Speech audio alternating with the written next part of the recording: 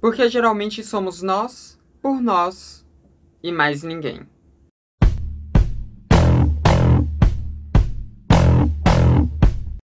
Oi, gente, tudo bom? Então, hoje a gente vai aqui falar sobre Iman, que é uma mulher trans lá nos Estados Unidos que está sendo super importante para as pessoas trans do mundo, mais especificamente para as pessoas trans do Oriente Médio e de alguns outros países que são extremamente transfóbicos, que são extremamente LGBTfóbicos. Enfim, eu vou contar essa história direitinho para vocês. Primeiro eu tenho que dizer que essa notícia não é da mais recente que tem, né? Já tem umas 2 semanas que ela saiu, mas estavam acontecendo várias coisas e eu acabei priorizando uns outros vídeos de pautas um pouco mais quentes, né? Mas enfim, agora vamos falar da Iman, que tá sendo uma super heroína, vamos assim dizer, para várias pessoas trans ali em países trans excludentes. Iman, que é essa mulher que tá aparecendo aqui do lado, é uma mulher trans árabe, que ela nasceu no Egito, viveu no Egito durante uma boa parte da sua vida. Só que ela sempre teve uma vida de muita repressão no Egito, ela passou por diversos abusos, inclusive abusos sexuais durante a infância, que foram coisas muito danosas para todo o psicológico dela, porque ela vivia em um país onde você ser LGBT era um ato criminoso, no mínimo vergonhoso. Né? E quando eu digo vergonhoso, não estou dizendo o nível de vergonha que a gente tem aqui no Brasil. Eu estou falando o nível de vergonha que a sociedade tem lá no Oriente Médio, que é de forma muito mais aflorada, que é de forma assim, que realmente eles veem como uma desonra, como um pecado gravíssimo, um pecado passível de punições, seja punições de prisão, seja punições até de pena de morte em alguns países. Eu falei um pouco sobre a situação de pessoas LGBTs no Oriente Médio e a situação de mulheres no Oriente Médio, principalmente, quando eu fiz aquele vídeo sobre a volta do Talibã no Afeganistão. Se você não viu esse vídeo, você pode vê-lo clicando no card aqui em cima.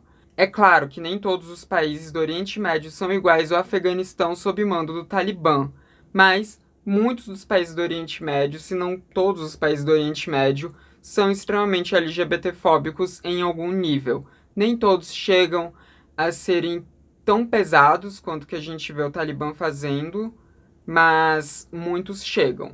E no caso da Iman, depois que ela sofreu esse abuso sexual durante a infância, que não foi algo ali que a família desconhecesse, a família ficou sabendo do que aconteceu, a Iman foi muito hostilizada.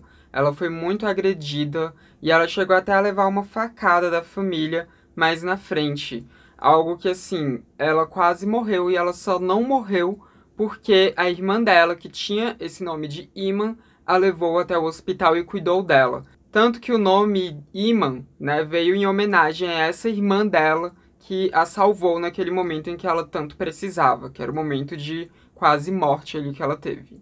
E depois desse fato ocorrido, a Iman continuou a sua vida ali dentro do Egito, ainda vivendo como um menino, né, ainda fazendo cosplay de menino, né, cisplay, como a gente costuma chamar. Ela continuou sua vida ali e ela encontrou na dança um refúgio. Então a Iman, ela se tornou uma professora de dança. Ou melhor, uma coreógrafa do Cairo Opera House. E nessa vida às escondidas, nessa vida dentro do armário, a Iman acabou tendo um namorado, né, onde eles viviam em constante medo de serem perseguidos, de serem descobertos. Então era um medo muito grande que assolava eles, mas eles ainda assim continuavam ali tentando viver a vida de, enfim, da forma como eles podiam, vivendo o seu amor, vivendo ali a natureza deles, de fato, né, tanto dele quanto dela, da forma como podiam, mesmo que a Iman ainda não tivesse podido iniciar a transição. Mas, obviamente, você não consegue esconder isso totalmente, pelo menos não por muito tempo. Então, boatos surgiam, algumas acusações surgiam, algumas acusações levadas para a polícia, e a Iman foi perseguida diversas vezes pela polícia ali dentro do Cairo. E foi então que a Iman decidiu que iria viajar para os Estados Unidos e ela pegou um visto de turista para Nova York, e quando ela chegou em Nova York, ela pediu asilo político ali em Nova York e foi aceito. E assim ela pôde, enfim, migrar para Nova York usando essa tática, né? De pegar primeiro um visto turístico, né? Fingindo que iria simplesmente visitar ali o país e quando chegou lá, pediu pra ficar, pediu asilo.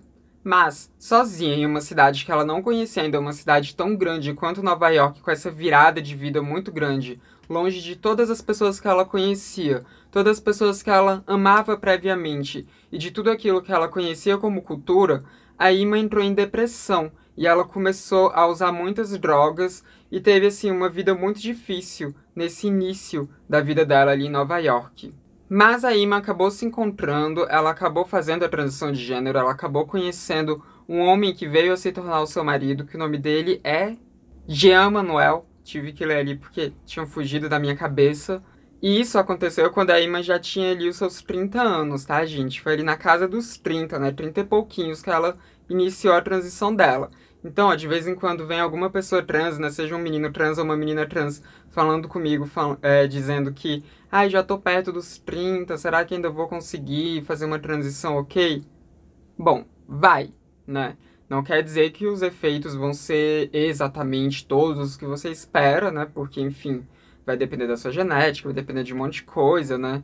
Eu até falo um pouco sobre isso nos vídeos em que eu falo sobre terapia hormonal, né? Você pode ver a playlist clicando no card aqui em cima. Mas, enfim, tem como, tá, gente? Eu mesmo iniciei minha transição aos 24 também, né? Depois que a puberdade já tinha feito tudo o que tinha pra fazer no meu corpo. Então tem como. Mas, enfim, depois que a Ima tava ali vivendo a sua vida como uma mulher trans de fato, a gente teve alguns momentos históricos muito impactantes que ocorreram no ano passado. Que foi um deles, o início da pandemia, né? O início da Covid-19 tomando o mundo, que fez com que a vida das pessoas mudasse totalmente em todo o planeta, e também o fato da morte do George Floyd, né? Porque quando George Floyd morreu e começou a ter vários dos protestos que a gente viu tomando os Estados Unidos, a Iman, ela sentiu que ela deveria também ir para essas manifestações e ela foi para essas manifestações. E lá ela conheceu muitas pessoas ativistas, ela se tornou também o ícone do ativismo muito forte, né? Não do ativismo trans, só do ativismo trans, mas do ativismo de modo geral, pela vida de pessoas negras, pela vida de pessoas trans, pela vida de pessoas minoritárias, pela vida de mulheres, enfim. Porque essas manifestações, elas tomaram proporções muito grandes, né? E a Ima, ela tava lá, e ela saiu em várias fotos, em várias reportagens, mostravam ali ela tomando frente naqueles movimentos, principalmente quando tinham faixas escrito vidas de pessoas trans negras importam, né? Trans Black Lives Matter. Acho que era esse o cartaz, ou era Black Trans Lives Matter. Acho que era Trans Black Lives Matter. Enfim, ela tava lá nessas manifestações. E foi aí que a Ritage viu uma foto da Ima nessas manifestações, viu, né, reportagem falando sobre as manifestações, e a Ritage, então, resolveu procurar a Ima para ver se a Ima conseguia ajudá-la a também sair do Oriente Médio, né, a sair do seu país, que em questão era o Iêmen, para poder ir para os Estados Unidos. E a Ritage foi a primeira pessoa trans que a Ima teve contato e conseguiu tirar do Oriente Médio.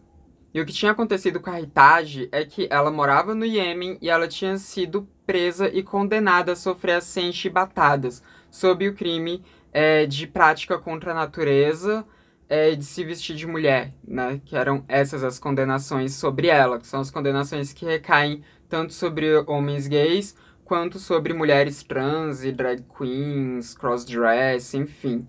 Essas são as punições que acontecem lá no Iêmen quando você tá em alguma dessas categorias, né? Quando você é LGBT, QIA+. Inclusive, se a Ritage fosse casada, né, ainda entraria mais a questão de adultério, e aí a Ritage seria condenada à morte. Mas no caso a Ritage não era casada, então a pena acabou ficando só nessas 100 chibatadas.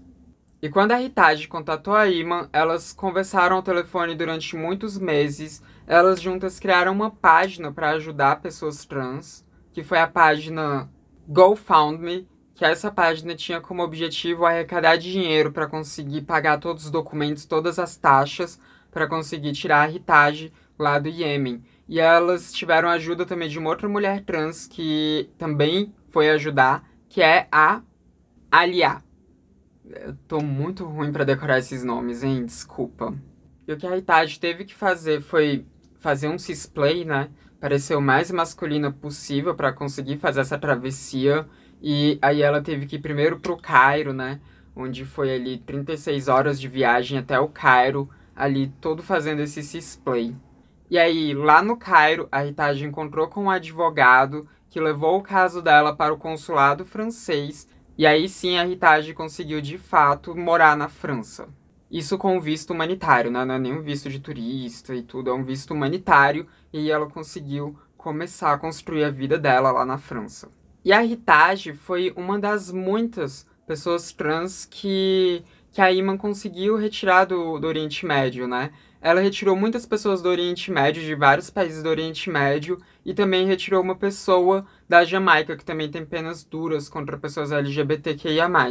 E ela resgata pessoas trans, pessoas não binárias, enfim, né? São pessoas que são ali não conformes de gênero, que procuram ajuda dela, e ela faz de tudo ali para conseguir ajudar. Muitas vezes ela consegue. Obviamente nem todas ela consegue, mas muitas vezes ela consegue. E ela conseguiu fazer isso se juntando a uma organização chamada Trans-Emigrate, que é uma organização que visa justamente ajudar pessoas trans a saírem de países perigosos para países que sejam mais seguros e fazer isso de forma legal. E também a IMA acabou criando uma outra organização irmã dessa, né, vamos assim dizer, irmã dessa Trans-Emigrate, que foi a Trans-Asilians, que serve justamente para buscar asilo político especificamente para pessoas trans, né? Em países que, enfim, sejam melhores do que os países que as pessoas estejam vivendo, né? Países que não tenham penas legais contra pessoas trans, né? Enfim. E uma coisa que é sabido, que inclusive a Iman já ressaltou muitas vezes, é que as coisas no Oriente Médio sempre foram difíceis para pessoas trans, mas ficaram ainda mais difíceis nesse período de pandemia, já que muitas das pessoas trans passaram a ter que conviver com seus parentes o tempo inteiro, né? Por causa do isolamento social, e parentes esses que, na maioria das vezes, são pessoas extremamente tóxicas que não aceitam a transgeneridade da pessoa, então a pessoa acaba ficando sem uma válvula de escape. Porque se antes ela conseguia ali fazer um cisplay enquanto estivesse em casa com a família e quando ia para determinados lugares ela conseguia se libertar, ela parou de ter essa opção de conseguir se libertar, né? E muitas também tiveram que ir morar com os pais nesse momento, então algumas já nem moravam mais com os pais, mas tiveram que voltar a morar com os pais. Então, enfim, em vários países do Oriente Médio a coisa ficou realmente muito, muito conturbada para pessoas trans durante essa pandemia, né? Que continua ainda, gente, porque a pandemia não acabou. E isso ela conseguiu observar muito bem, conversando com essas pessoas e tentando ajudá-las e tirando elas desses países. E eu acho que eu nem preciso ressaltar isso aqui, mas eu vou ressaltar o quanto que esse trabalho da Iman é importante, porque com isso ela está ajudando a salvar inúmeras vidas. Inúmeras dessas pessoas morreriam, seja nas enchibatadas, seja em penas de morte de fato, ou seja em perseguições ali dentro do país, né? Perseguições de populares, perseguições dos parentes, perseguições da polícia, né? Então muitas dessas pessoas estão tendo chance de finalmente começar as suas vidas graças a Iman e todas as pessoas que trabalham na Trans-Immigrate, na Trans-Asilians, enfim, que trabalham em todas essas organizações que ajudam a levar pessoas trans para locais seguros. Mas infelizmente não são todas as pessoas trans do Oriente Médio que a Iman consegue salvar. Ela e essas organizações conseguem salvar.